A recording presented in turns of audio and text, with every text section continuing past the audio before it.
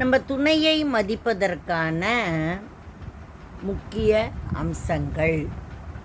ஈகோவை விட உறவு தான் முக்கியம்னு நம்மெல்லாம் உணரணும். உணர்வுகளை மதிக்கணும்.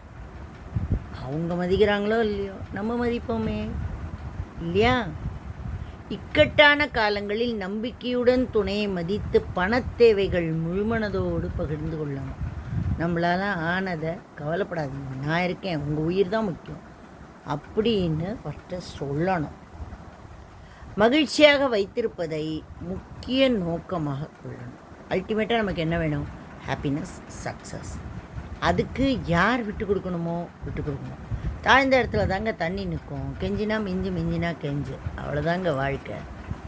சண்டைகள் அல்லது கருத்து வேறுபாடுகள் ஏற்பட்டால் மூன்றாம் நபரை அனுமதிக்காமல் அன்றே பேசி சமாதானம் செஞ்சுக்கணும். 2 பேருக்கு நடுவில் இருக்கும்போது தான் பிரச்சனைகள் ஈஸியாக சால்வ் ஆகும். 3வது ஆளாக அந்த சைடு அம்மாப்பாவோ இந்த சைடு அம்மாப்பாவோ வந்தால் அவ்வளோதான், ஆற்று விட்டுட்டு போக தான் வருவாங்க. மன்னிப்பு கோருதல். தெரியாமல் செஞ்ச தப்புக்கு மன்னிப்பு கேட்குறது சிறந்த வாழ்க்கை துணையோட. யார் யாரையோ போய் மன்னிப்பு கேட்டுருக்கோம்.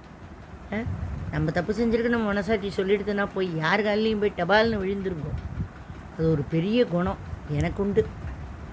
அதாவது அது மாதிரிலாம் இருந்துட்டோம்னா எந்த கவலையும் இல்லை.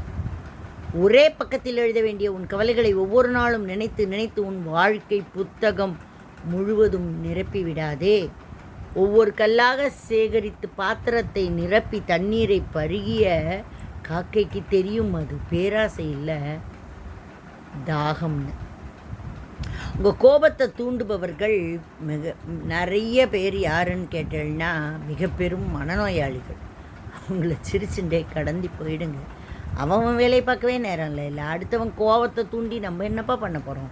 அதெல்லாம் எவ்வளோ பெரிய மனநோயாளியாக இருந்தால் நம்ம கோபத்தை வந்து தூண்டும். ஐயோ அவனா நீ அப்படின்னு போயிட்டே இருக்கும். மகிழ்ச்சியை விட மறதிதான் தேவைப்படுகிறது நிம்மதியாக வாழ்வதற்கு, இல்லையா?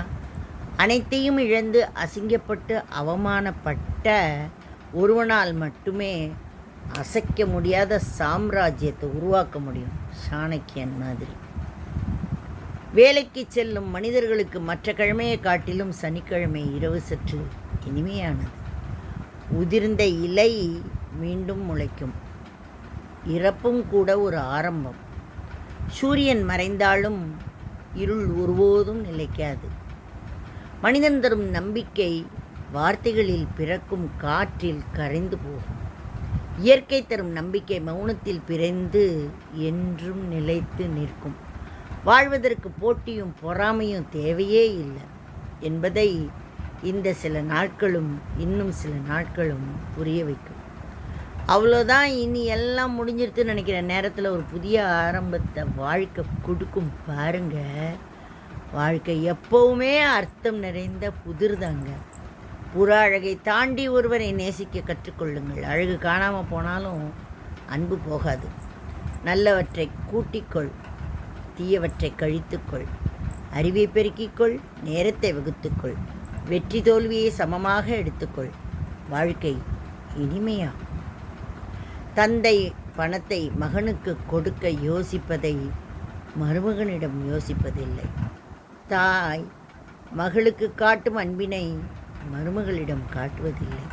நாமும் நல்லா இருக்கணும், அடுத்தவங்களும் நல்லா இருக்கணும். அந்த எண்ணம் நிச்சயம் நம்மளை வாழ வைக்குங்க. சிலரிடம் பேசாமல் போகிறதுக்கு காரணம் திமிர் இல்லை, அந்த நபரால் அவருக்கு ஏற்பட்ட வலிகளும் வேதனைகளும் அதிகமாக இருக்கும். வேண்டாமே அப்படின்னு ஒதுங்கி போயிட்டே இருக்கும். இது எதுக்கு வீணாக போட்டு நம்மளால் அவங்களுக்கு பிரச்சனை வேண்டாம், அவங்களால நமக்கு என்னவோ ஒரு ஓரமாக இருந்துட்டு நமக்கு எவ்வளோ வேறு தெரியாது, அவங்களையும் தெரிய வேண்டாம். நிறைய உறவுகளை இப்படி தான் நெக்லெக்ட் பண்ணணும், வேறு வழி கிடையாது. நம்ம சந்தோஷம் அடுத்தவனுக்கு துக்கமாகாத வர பிரச்சனை இல்லை, சந்தோஷமாக இருங்க. நம்மை நம்பியவங்களை நாம் கையை விட்டால் நாம் நம்பியவர்கள் நம்ம கையை விட்டுருவா. இதுதாங்க கலியுகம். கோவத்தில் கண்டத்தை தூக்கி போடுறத விட அந்த கோவத்தை தூக்கி போடு, வாழ்க்கை இன்னும் சிறப்பாக இருக்கும். புரிஞ்சுதா? ஓகே. இங்கே அவரவரின் தவறுகள் வெளியே தெரியாத வரை அனைவருமே நல்லவர்கள் தான். Do you have any doubt in this? No. இல்லையா? வாவாளோட தவிர அடுத்த வாளுக்கு தெரியாத வர எல்லாரும் ரொம்ப நல்லவா தான். ஓகேயா? பாய்.